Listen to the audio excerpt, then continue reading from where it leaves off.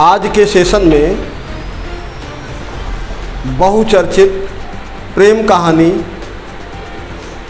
सीमा हैदर उर्फ सीमा सचिन, जिन्होंने भारत पाकिस्तान की सीमा को तोड़ करके अपने प्रेम प्रसंग के चलते भारत आ गई। हम बात कर रहे हैं पाकिस्तान की सीमा को।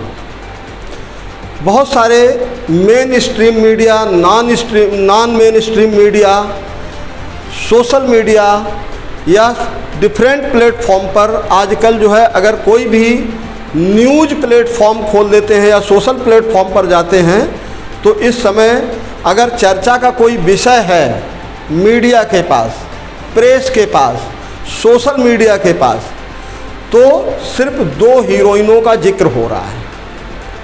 एक तो आलोक ज्योति मौर्य और दूसरा सीमा हैदर। तो आज के सेशन में हम बात करेंगे सीमा हैदर की। बहुत सारे न्यूज़ चैनल्स प्रोपोगेट कर रहे हैं कि सीमा को भारत की नागरिकता मिलेगी। अमित शाह ने कर दिया खेल, योगी ने कर दिया खेल।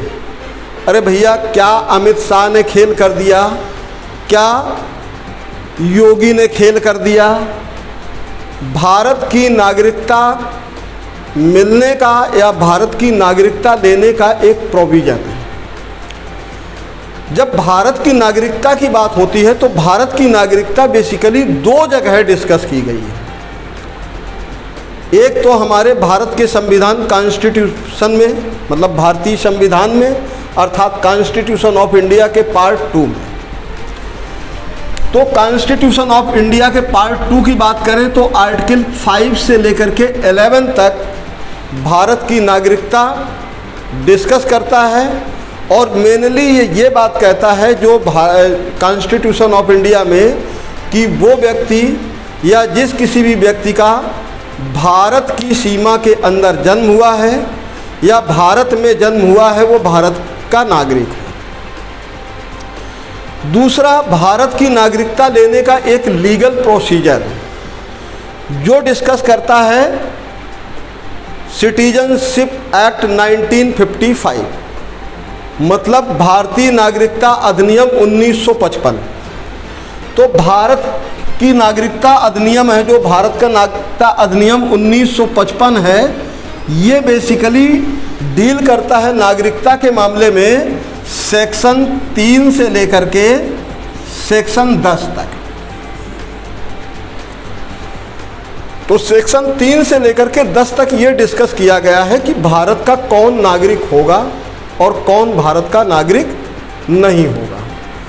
फिर इसमें दो तरह के डिस्कशन किए गए हैं, बेसिकली 3 तरह के डिस्कशन किए गए हैं कि एक तो वो व्यक्ति जो 1948 से या 1950 से भारत में रह रहा है वो भारत का नागरिक है। जो बिफोर गेटिंग फ्रीडम या before enactment of constitution of India जो भारत में रह रहा है वो भारत का नागरिक है। 1947 में जब भारत और पाकिस्तान का डिवीज़न हुआ था, कब? 1947 में जब भारत और पाकिस्तान के बीच डिवीज़न हुआ तो इमिग्रेशन स्टार्ट हुआ, माइग्रेशन। मतलब बहुत सारे लोग भारत को छोड़ करके पाकिस्तान चले गए और पाकिस्तान को छोड़ करके बहुत सारे लोग भारत में माइग्रेट हुए, उन्हें भारत की नागरिकता दी गई। जो लोग पाकिस्तान छोड़ करके भारत आए थे उन्हें भारत की नागरिकता मिल गई और ये हुआ कि अब ये भारत के नागरिक हैं। लेकिन उनमें से कुछ ऐसे थे जो भारत छोड़ करके पाकिस्तान गए थे लेकिन कुछ समय बाद पलट करके फिर भारत आ गए। तो ये हुआ कि भाई ये भी भारत के नागरिक हैं जो गए और लौट आए। क्योंकि हमारे भारत में एक कहावत है कि सुबह का भूला अगर शाम को लौट करके घर आ जाए तो उसे भूला नहीं कहते हैं, चलो लौट आया। तो उनको हमने एक तरह से ये मान लिया था कि जो भारत छोड़ करके पाकिस्तान गए और वहाँ की स्थिति परिस्थिति को उन्होंने बहुत जल्दी भांप लिया, समझ लिया और उन्होंने घर वापसी में ही अपनी भलाई समझी, वो घर वापस आ गए, वो भारत के नागरिक हो गए।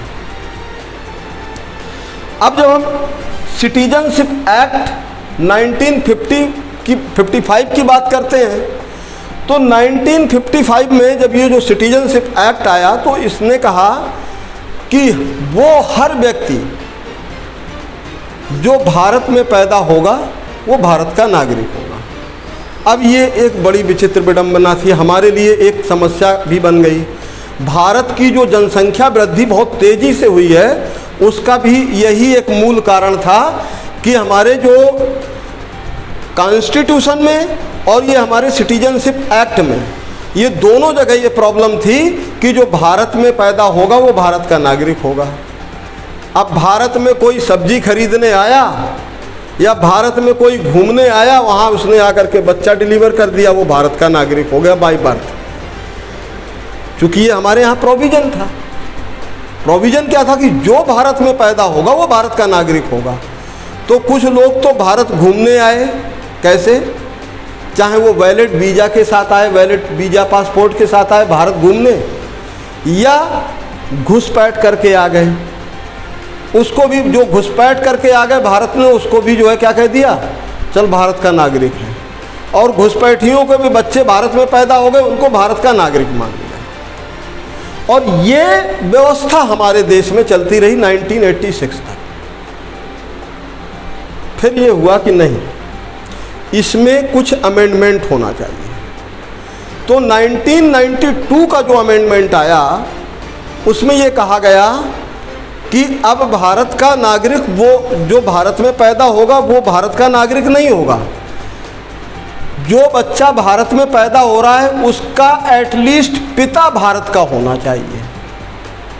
क्या होना चाहिए? पिता भारत का होना चाहिए।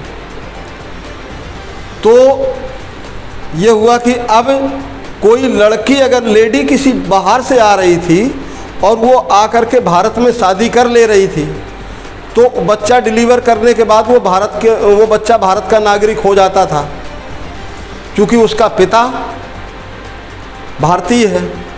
लेकिन अगर भारत की कोई लड़की किसी दूसरे देश के नागरिक से शादी कर ले और उसका अगर बच्चा हो जाए तो वो भारत का नागरिक नहीं था, क्योंकि हमारे यहाँ ये प्रोविज़न था कि पिता जो है भारतीय होना चाहिए। 1996 का अमेंडमेंट आया तो उसने कहा, ये 1992 के अमेंडमेंट एक्ट को चैलेंज करते हुए कहा कि ये आर्टिकल 14-15 का वायलेशन है।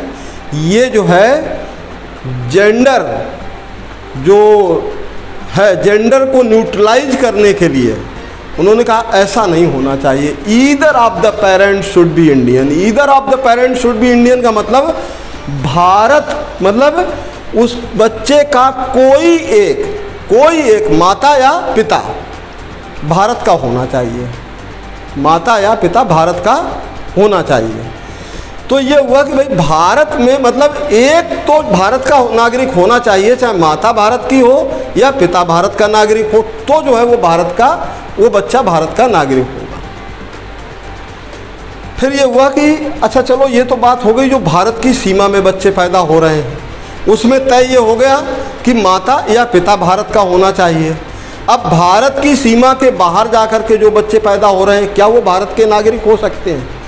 ऑफ कोर्स हो सकते हैं, क्योंकि हमारे देश के बहुत सारे नागरिक हैं जो कोई स्विट्ज़रलैंड में रह रहा है, कोई स्वीडन में रह रहा है, कोई जापान में रह रहा है, कोई जर्मनी में रह रहा है, कोई फ्रांस में रह रहा है, कोई यूरोप में यूरोपियन कंट्रीज़ में रह रहे हैं, तो बच्चे तो उनके भी पैदा हो रहे हैं।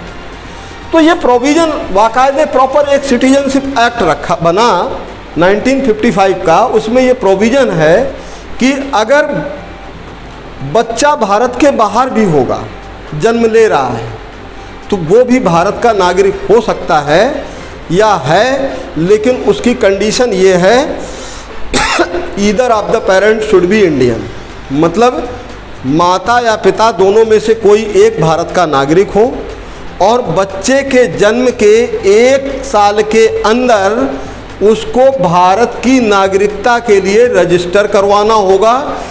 जिस देश में वो रह रहा है उस देश की डिप्लोमेसी में जाकर के उसे ये बताना होगा कि ये जो बच्चा है ये भारत का नागरिक है।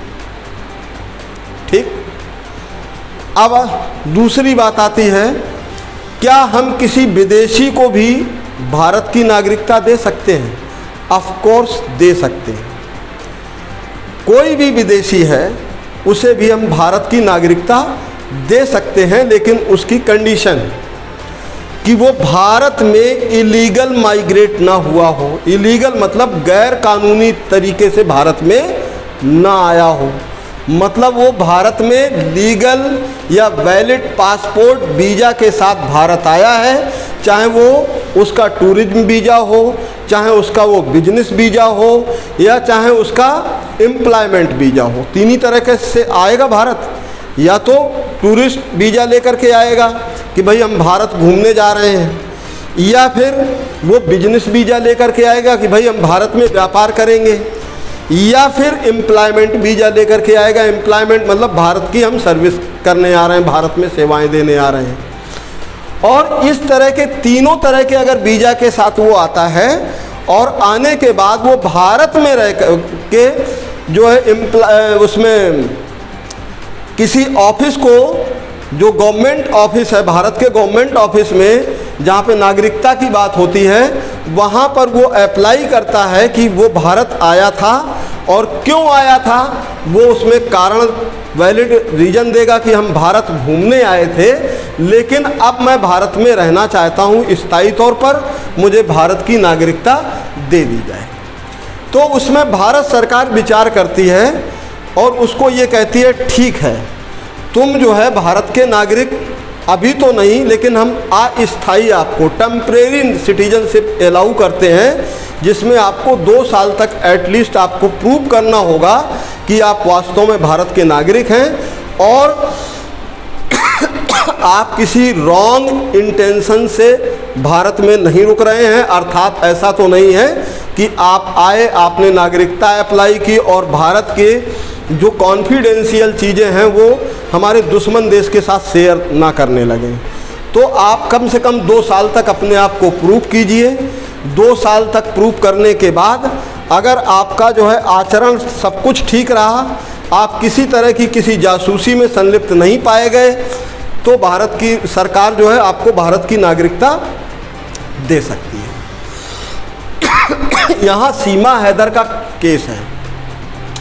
सीमा हैदर का केस इन तमाम केसेस से बिल्कुल उलट है, क्योंकि 2019 का जो सिटीजनशिप बिल आया, CAAB, सिटीजनशिप अमेंडमेंट एक्ट या CAB, citizenship amendment bill, cab जिसको कहते हैं या CAA कह सकते हैं। तो ये बेसिकली इसमें बड़ा हंगामा हुआ। आपको याद होगा 2019 में जगह जगह शाहीन बाग बना दिया, लोग बिरयानी खा रहे हैं, विरोध कर रहे हैं कि भाई ये बिल वापस लो। बहुत सारे लोगों ने ये कह दिया कि ये जो है भेदभावपूर्ण है, ये आर्टिकल 14-15 का वायलेशन है। आर्टिकल 14 और 15 का वायलेशन है। कैसे वायलेशन है? क्योंकि जो हमारा 2019 का जो सिटीजनशिप एक्ट है, उस सिटीजनशिप एक्ट में ये कहा गया कि अफ़गानिस्तान, पाकिस्तान और ये जो है म्यांमार, इन देशों से अगर कोई मुसलमान भारत में आया है तो उसे भारत की नागरिकता नहीं दी जाएगी। क्यों नहीं दी जाएगी? क्योंकि ये रोहिंग्या मुसलमानों वाला जो चल रहा था, बेसिकली ये असम और बंगाल बॉर्डर पर ये जो है ज़बरदस्ती घुसाए। खाली ज़मीनें देखी, वहाँ पर टेंट लगा दिया, वहाँ पे बच्चे पैदा करने लगे, जनसंख्या बढ़ाने लगे और तत्कालीन नेताओं ने उन्हें अपना वोट बैंक मान लिया। तो ये बेसिकली जो एनआरसी थी, जिसको नेशनल सिटीजनशिप रजिस्टर जो बना रहे थे अमित शाह जी, जिस पर उन्होंने विचार किया कि सबसे पहले तो इनको ये प्रूव करना होगा क्या इनके दादा परदादा भारत के थे या बीच में ही भारत में पैदा हो गए हैं। भाई भारत में पैदा हुए हो तो उसके का कोई तरीका होगा। क्या आप वैलिड वीज़ा पासपोर्ट्स के साथ आए हो? क्या आप जो है किसी तरह का वीज़ा पासपोर्ट लेकर आए हो? तो ये जो रोहिंग्या मुसलमान वाला इशू था जो भारत में घुसे, तो असम और बंगाल से और पूरे भारत में फैल गए, जम्मू कश्मीर में पत्थरबाजी के काम आ रहे थे। ठीक है, तो इस बिल में जिसमें हंगामा हुआ, और हंगामा होने की वजह ये थी क्योंकि इस बिल में ये प्रोविज़न रखा गया कि अगर इन देशों से कोई हिंदू या क्रिश्चियन या जैन कम्युनिटी के लोग, सिख समुदाय के लोग अगर भारत में भाग करके आएंगे तो उन्हें हम भारत का नागरिक मान लेंगे। क्यों मान लेंगे? भाई अब हिंदू कंट्रीज बची कितनी हैं? जो देश थे, अब भारत पाकिस्तान की अगर हम बात करें तो सेकुलर इंडिपेंडेंट हुआ था। सेकुलर इंडिपेंडेंसी का मतलब होता है ये भी जो है पंथ निरपेक्ष था, हम भी पंथ निरपेक्ष थे। भारत आज तक पंथ निरपेक्ष है, वो इस्लामिक स्टेट डिक्लेयर हुआ। ये जितने भी हमने जिन देशों के नाम लिए, अफ़गानिस्तान, बर्मा, म्यांमार, ये सारे के सारे देश जो है, चाहे वो इंक्लूडिंग पाकिस्तान, ये सब अपने आप को पहले सेकुलर कहते थे और जैसे ही इन्होंने अपनी तादाद बढ़ाई, अपने आप को जो है क्या कर दिया, इस्लामिक स्टेट डिक्लेयर कर दिया। तो ये स्थिति भारत की भी होने वाली थी।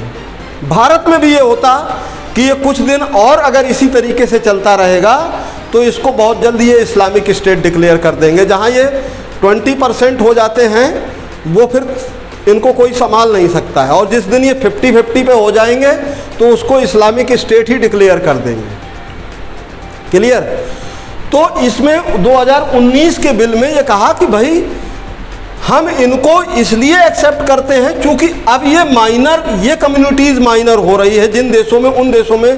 क्योंकि अगर हम अल्पसंख्यकों की बात करें, पाकिस्तान में अल्पसंख्यक कौन है? हिंदू है, जिसकी कोई सुनता भी नहीं है। जबरन धर्म परिवर्तन करा दिया जाता है, कोई सुनता भी नहीं है। ठीक है, अभी असुद्दीन ओवैसी साहब की बात सुनोगे तो बड़ी कॉन्स्टिट्यूशनल डिबेट करते नजर आएंगे। वो सीमा को लेकर के कहेंगे ये लव जिहाद नहीं है क्या? अरे भाई साहब, ये लव जिहाद नहीं है। लव जिहाद में षड्यंत्र रचा जाता है, उसको फंसाया जाता है, झूठ बोला जाता है। और लव जिहाद में कोई मुल्ला जो है वो बांधता है अपने हाथ में कलावा, माथे पर तिलक। सचिन ने जो है दाढ़ी नहीं बढ़ाई थी, सचिन दाढ़ी बढ़ा करके पाकिस्तान से ठग करके नहीं लाया है। सचिन ने पबजी के माध्यम से प्रेम किया।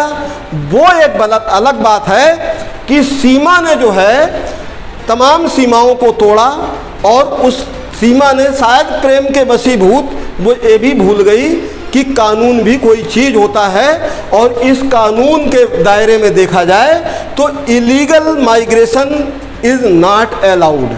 जो इलीगल माइग्रेशन है उसमें अलाउ नहीं है।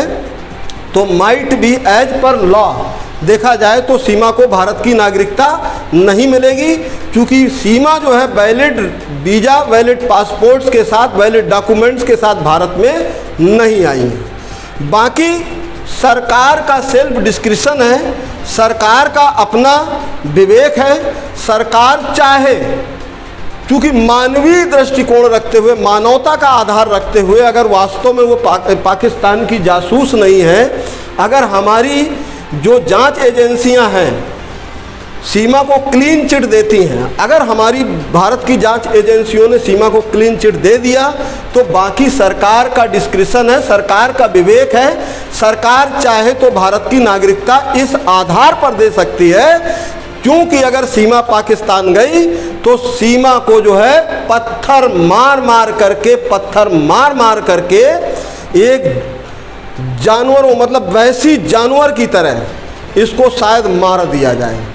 तो उस आधार पर एक बार को जो है हमारे देश की सरकार विचार कर सकती है। बाकी अगर हम बात करें एक वैलिड रीजन की, वैलिड आधार की, तो वैलिड रीजन तो सीमा के पास ऐसा कोई वैलिड रीजन नहीं है जिसके आधार पर सीमा को भारत की नागरिकता दी जा सके।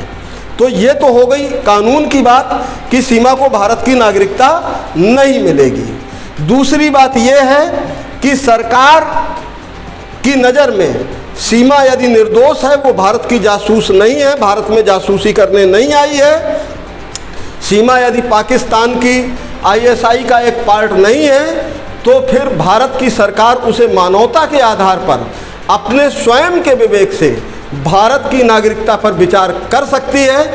क्योंकि सीमा यदि भारत से पाकिस्तान जाएगी तो निश्चित तौर पर सीमा का खात्मा सुनिश्चित है। इसी के साथ इस सेशन को समाप्त करेंगे। जय हिंद।